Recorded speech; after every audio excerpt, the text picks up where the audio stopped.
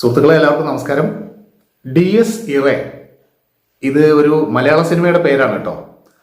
അപ്പം ഞാൻ ആദ്യം ആലോചിച്ചിട്ട് തോന്നുന്നു ഒരു പിടിയും കിട്ടിയില്ല എന്താണ് ഈ വാക്കിൻ്റെ അർത്ഥം എന്നുള്ളത്. പിന്നെയാണത് മനസ്സിലാക്കിയത് ഒരു ലാറ്റിൻ വേർഡാണെന്നാണ് തോന്നുന്നത്. എന്തായാലും ഓർമ്മ ദിവസം അതല്ലെങ്കിൽ അന്ത്യവിധി ദിവസം എന്നൊക്കെയാണ് ഇതുകൊണ്ട് ഉദ്ദേശിക്കുന്നതെന്നാണ് മനസ്സിലാക്കിയിട്ടുള്ളത്. അപ്പോൾ എന്തായാലും ഈ ഒരു സിനിമ കാണാനുള്ള പ്രധാനപ്പെട്ട കാരണം ഇതിൻ്റെ ഡയറക്ടർ തന്നെയാണ്, രാഹുൽ സദാശിവൻ. അപ്പോൾ അദ്ദേഹം ഇതിനു മുമ്പ് ചെയ്തിട്ടുള്ള ഒരു 2-3 സിനിമകൾ ചെയ്തിട്ടുണ്ട്. അതിൽ 2 സിനിമയെ ഞാൻ കണ്ടിട്ടുള്ളൂ, ഒന്ന് ഭൂതകാലം പിന്നെ ഭ്രമയുഗം. ഈ 2 സിനിമകളുടെയും ഒരു സംവിധാന ശൈലി എടുത്ത് നോക്കിക്കഴിഞ്ഞാൽ നമ്മളിതിനു മുമ്പ് കണ്ടിട്ടുള്ള പ്രേതപ്പടങ്ങൾ പോലെ അല്ലെങ്കിൽ ഹൊറർ സിനിമകൾ പോലെ അല്ല. അതിന് ഒരു വ്യത്യസ്തതയുള്ള ഒരു മേക്കിംഗ് ആണ്. വലിയ ഭീകരമായ രൂപങ്ങളൊന്നും കാണിക്കാതെ തന്നെ ഒരു പേടി ഉണ്ടാക്കുക പറയില്ല, ആ ഒരു കാര്യത്തിൽ അദ്ദേഹം വിജയിച്ചിട്ടുണ്ട്. അപ്പോൾ അതാണ് ഈ സിനിമ കാണാൻ എന്നെ പ്രേരിപ്പിച്ചത്. അപ്പോൾ അദ്ദേഹത്തെ കൂടാതെ അതിൻ്റെ പ്രധാനപ്പെട്ട അണിയറ പ്രവർത്തകർ, camera Shahnad Jalal, editor Shafeeq Muhammad Ali, background music Christo Xavier, music വളരെ ഗംഭീരമായിട്ടുണ്ട്. പിന്നെ മേക്കപ്പ് പ്രത്യേകം എടുത്ത് പറയണം, റോണക്സ് സേവ്യർ. ചില രംഗങ്ങളിലുള്ള മേക്കപ്പും ആർട്ടും ഒക്കെ ഭയങ്കരമാണ്. പിന്നെ ഒരുപാട് പേരുണ്ട്, അതൊന്നും ഞാൻ എടുത്ത് പറയുന്നില്ല. എന്തായാലും സിനിമയിലേക്ക് വന്നു കഴിഞ്ഞാൽ, സിനിമയിലേക്ക് വരുന്നതിന് മുമ്പ് 1-2 കാര്യങ്ങൾ പറയാനുണ്ട്. നമ്മളിപ്പോൾ ഒരു സിനിമ കാണാൻ നല്ലൊരു തിയേറ്ററിൽ പോവാണ്. അങ്ങനെ പോകുമ്പോൾ പ്രത്യേകിച്ചും ഇതുപോലുള്ള സിനിമകളല്ല, ഏത് സിനിമകളാണെങ്കിലും നമ്മൾ ആ സിനിമ പൂർണ്ണമായിട്ട് ആസ്വദിക്കാൻ വേണ്ടിയിട്ടാണല്ലോ പോണത്. അപ്പോൾ ഉള്ള ചില നമ്മൾ പ്രേക്ഷകരുടെ ഭാഗത്തുനിന്ന് തന്നെ ശ്രദ്ധിക്കേണ്ട 1-2 കാര്യങ്ങളാണ് ഞാൻ പറയാൻ ഉദ്ദേശിക്കുന്നത്. പലരും പറഞ്ഞിട്ടുണ്ട്, എന്നാലും ഒന്നുകൂടി പറയുന്നു എന്ന് മാത്രമേ ഉള്ളൂ. ഇപ്പോൾ സിനിമ തുടങ്ങിക്കഴിഞ്ഞിട്ട്, ഇപ്പോൾ ഞാൻ പോയത് 11:15 സിനിമയ്ക്കാണ്. 11:15 സിനിമ തുടങ്ങി, കൃത്യം 11:30 ആയിട്ടും ആളുകൾ വന്നിട്ട് ഇങ്ങനെ മുമ്പ് കൂടെ സീറ്റ് തിരഞ്ഞുകൊണ്ട് നടക്കുക. അപ്പോൾ ചിലപ്പോൾ ഒരു സിനിമയുടെ പ്രധാനപ്പെട്ട പോയിന്റുകൾ തന്നെ, പ്രത്യേകിച്ചും ഈ സിനിമയുടെ ഒക്കെ ആദ്യത്തെ സീൻ കണ്ടിട്ടില്ലെങ്കിൽ അവർക്കൊരു പിടിയും കിട്ടില്ല എന്താ സംഗതി എന്നുള്ളത്. അപ്പോൾ അവർക്കത് കാണാൻ പറ്റില്ല, പോട്ടെ. നമ്മൾ കാണുന്നവർക്ക് കൂടി തടസ്സം ഉണ്ടാക്കുന്ന രീതിയിലാണ് ഇവർ ഇങ്ങനെ ചെയ്യുന്നത്. അപ്പോൾ അത് പ്രേക്ഷകർ ഒന്ന് എല്ലാവരും ശ്രദ്ധിക്കേണ്ട ഒരു കാര്യമാണ്. അത് കുറ്റപ്പെടുത്തുന്നതല്ല, അത് എന്തായാലും മറ്റുള്ളവർക്കും ബുദ്ധിമുട്ടാണ്, നിങ്ങൾക്കും ആ സിനിമ മനസ്സിലാവില്ല എന്നുള്ളതാണ്. പിന്നെ അതുകൂടാതെ ഇപ്പോൾ സിനിമ തുടങ്ങിക്കഴിഞ്ഞാൽ ഫോൺ ബെല്ലടിക്കുക, ഫോൺ എടുത്ത് സംസാരിക്കുക, പിന്നെ അതുപോലെ തന്നെ അപ്പുറത്തും ഇപ്പുറത്തും ആളുകൾ വെറുതെ ടൈം പാസിന് വന്നിരിക്കുന്ന ആളുകളുണ്ട്. അപ്പോൾ അവർ വെറുതെ ഇങ്ങനെ ഗുണഗുണ പറഞ്ഞുകൊണ്ടിരിക്കുക. ഇതൊക്കെ ചെയ്യുമ്പോഴായിരിക്കും ഇതിൽ പ്രധാനപ്പെട്ട ചില പോയിന്റുകൾ കടന്നു പോകുന്നത്. പ്രത്യേകിച്ചും ഈ തരത്തിലുള്ള സിനിമകളുടെ ഒരു മേക്കിംഗ് എടുത്തു കഴിഞ്ഞാൽ അതിൽ വളരെ മൈന്യൂട്ടായിട്ടുള്ള ചില പോയിന്റുകൾ വിട്ടു കഴിഞ്ഞാൽ നമുക്ക് ഇത് കഥയൊന്നും മനസ്സിലാവില്ല. അങ്ങനെയുണ്ട്, അത് ഈ സിനിമയ്ക്കും അങ്ങനെയുണ്ട്. നമ്മൾ ഈ സിനിമ കണ്ടു കഴിയുമ്പോൾ തന്നെ നമ്മുടെ മനസ്സിൽ പല ചോദ്യങ്ങളും ഉണ്ടാവും.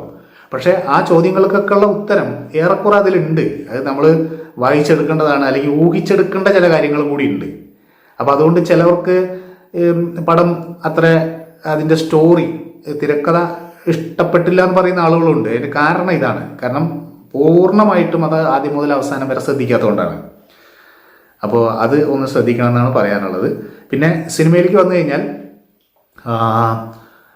ഇതൊരു പേടിപ്പടം എന്നുള്ള രീതിയിലാണ് പറയപ്പെടുന്നതെങ്കിലും അതിനു മുമ്പ് പല ആളുകൾ പറഞ്ഞ് ഞാൻ കേട്ടിട്ടുണ്ട്. പക്ഷെ എനിക്ക് അതിനേക്കാൾ, അത് പേടിപ്പടത്തിനേക്കാൾ കൂടുതൽ ദുരൂഹതയും പേടിയും തമ്മിൽ ബന്ധമുള്ള വാക്കുകളാണെങ്കിൽ പോലും ഈ ദുരൂഹത, നമ്മൾ അടുത്ത നിമിഷത്തിൽ എന്താണ് എന്നുള്ള ഒരു ക്വസ്റ്റ്യൻ ഉണ്ടല്ലോ, അത് നമ്മുടെ മനസ്സിൽ ഈ പടം തുടങ്ങിയിട്ട് അവസാനിക്കുന്നത് വരെയും ആ ഒരു ഫീല് നിലനിർത്താൻ പറ്റിയിട്ടുണ്ട് എന്നാണ് എനിക്ക് തോന്നിയത്. പേടിപ്പെടുത്തുന്ന ചില കാര്യങ്ങളൊക്കെ ഉണ്ടെങ്കിൽ പോലും അതിനേക്കാൾ കൂടുതൽ ആ പേടിയിലേക്ക് എത്തുന്ന ഒരവസ്ഥയുണ്ടല്ലോ, അതാണ് ഇതിൽ കൂടുതൽ ഒരു പ്രൊജക്റ്റ് ചെയ്തിട്ട് നിൽക്കുന്നതെന്ന് എനിക്ക് തോന്നിയിട്ടുള്ളത്. ചില സന്ദർഭങ്ങളിൽ വളരെ സൈലൻ്റാണ്. ആ സൈലൻ്റായിട്ട് പോകുമ്പോൾ അത് ലാഗല്ല, നമ്മൾ ശ്രദ്ധയോടെ അത് ഇരുന്ന് കഴിഞ്ഞാലേ നമ്മൾ അത് പൂർണ്ണമായിട്ടും എന്താണ് ആ സീൻ കൊണ്ട് ഉദ്ദേശിക്കുന്നത് എന്നുള്ളത് മനസ്സിലാവുള്ളൂ. അല്ലാതെ നമ്മൾ ഒരു മാസ് പടം കാണുന്ന പോലെ, ഒരു ആഘോഷിക്കുന്ന ഒരു പടം കാണുന്ന പോലെ ഇത് കണ്ടിട്ട് കാര്യമില്ല. പിന്നെ അതിൻ്റെ പെർഫോമൻസുകളിലേക്ക് വന്നു കഴിഞ്ഞാൽ നമ്മുടെ പ്രണവാണ് പ്രധാന കഥാപാത്രത്തെ അവതരിപ്പിക്കുന്നത്, പ്രണവ് മോഹൻലാൽ. എന്തായാലും പ്രണവിൻ്റെ ഇതുവരെ ഉള്ള സിനിമകളിൽ ഏറ്റവും നല്ലൊരു സിനിമയായിട്ട് തന്നെ അതിന് പറയാം. അദ്ദേഹം നന്നായിട്ട് ചെയ്തിട്ടുണ്ട്. പിന്നെ അദ്ദേഹത്തിൻ്റെ ഒരു അഭിനയം ആ കാര്യത്തിലും നേരത്തെ പറഞ്ഞ പോലെ ആളുകൾക്ക് വ്യത്യസ്ത അഭിപ്രായങ്ങൾ ഉണ്ടാവാം. കാരണം നമ്മൾ കാണുമ്പോൾ തോന്നും അദ്ദേഹം എന്താ ഇത്ര അഭിനയിക്കാനൊന്നും ഇല്ലല്ലോ എന്നുള്ളത്. പക്ഷെ ആ ഓരോ സന്ദർഭത്തിനനുസരിച്ചും ഒട്ടും ഓവറാവാതെ അവൻ്റെ ഒരു പണക്കാരനായ ഒരച്ഛൻ്റെ മകൻ എന്നുള്ള നിലയ്ക്ക് അവൻ്റെ ആ മാനറിസങ്ങൾ വളരെ നാച്ചുറലായിട്ട് ഒട്ടും ഓവറാവാതെ കൃത്യമായിട്ട് അത് ബിഹേവ് ചെയ്തിട്ടുണ്ട് എന്ന് തന്നെ വേണം പറയാൻ. അത് മാത്രമല്ല ചില സന്ദർഭങ്ങളിലൊക്കെ ഉള്ള അഭിനയം വളരെ മികച്ചതായി തോന്നിയിട്ടുണ്ട്. അതായത് നിലത്ത് വീണ് കിടന്നിട്ടൊക്കെയുള്ള ചില സാധനങ്ങളൊക്കെ വളരെ ഗംഭീരമായിട്ട് തന്നെ ചെയ്തിട്ടുണ്ട്. മൊത്തത്തിൽ പ്രണവ് വളരെ നന്നായിട്ടുണ്ടെന്നാണ് എൻ്റെ അഭിപ്രായം. പിന്നെ പ്രണവിനെ കൂടാതെ അതിലുള്ള അഭിനേതാക്കൾ പ്രധാനപ്പെട്ട 2-3 മൊത്തം 4-5 പേരേ ഉള്ളൂ. അതിൽ എല്ലാവരും അവരവർക്കുള്ള റോളുകൾ വളരെ നന്നായിട്ട് ചെയ്തിട്ടുണ്ട്. അദ്ദേഹത്തിൻ്റെ കൂടെ തന്നെയുള്ള ഒരു പോറ്റി എന്നുള്ള പേരിലുള്ള ഒരു കഥാപാത്രമുണ്ട്, ഒരു മധുവട്ടൻ എന്ന പേര് തോന്നുന്നു.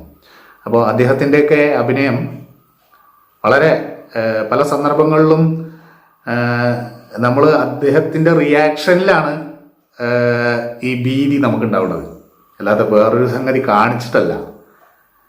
അദ്ദേഹത്തിൻ്റെ മുഖം കാണുമ്പോൾ അദ്ദേഹം എന്തോ കണ്ടു എന്നുള്ളത് നമുക്ക് കറക്റ്റ് ഫീൽ ചെയ്യും. അപ്പോൾ അതുപോലെ വേറെ ഒരു നായിക കഥാപാത്രത്തിൻ്റെ അനുജൻ ആയിട്ട് ചെയ്തിട്ടുള്ള ഒരു പയ്യൻ, അവനും വളരെ നല്ല രീതിയിലുള്ള പെർഫോമൻസാണ് കാഴ്ചവെച്ചിട്ടുള്ളത്. പിന്നെ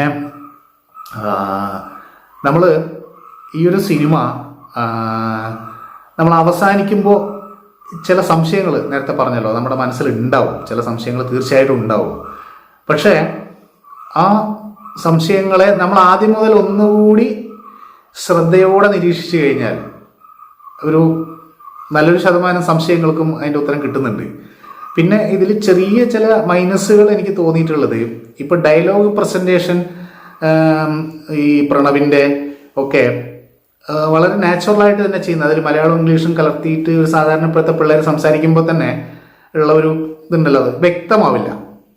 ചില കാര്യങ്ങൾ അവർ സംസാരിക്കുന്ന രീതി അങ്ങനെയാണ്. അപ്പോൾ അതുകൊണ്ട് ആ ഒരു കഥാപാത്രം അങ്ങനെയാണ് സംസാരിക്കുന്നത്. അപ്പോൾ അതിൽ ചിലപ്പോൾ ഒരു മിസ്സിങ് വരാൻ സാധ്യതയുണ്ട്. പ്രത്യേകിച്ചും ലാസ്റ്റ് ഒക്കെ പറയുന്നൊരു ഡയലോഗൊന്നും എന്താണെന്ന് എനിക്ക് മനസ്സിലായിട്ടില്ല. അപ്പോൾ അത് വീണ്ടും ഒന്നുകൂടി കണ്ടാലേ ചിലപ്പോൾ ശരിക്കും മനസ്സിലാവുള്ളൂ. അല്ലെങ്കിൽ OTT വരുമ്പോൾ നമ്മൾ നല്ല ഹെഡ്സെറ്റൊക്കെ വെച്ചിട്ട് കേട്ടാലാണ്. അപ്പം ചില വാക്കുകളിൽ തന്നെ ഇതിൻ്റെ പല കാരണങ്ങൾക്കുമുള്ള ഉത്തരങ്ങൾ കിടക്കുന്നുണ്ട്. അപ്പോൾ അത് ഞാൻ ഈ നേരത്തെ പറഞ്ഞ നമ്മുടെ ശ്രദ്ധ മാറിപ്പോകുമ്പോൾ ഈ ഒരു വാക്കങ്ങ് പോയാൽ മതി.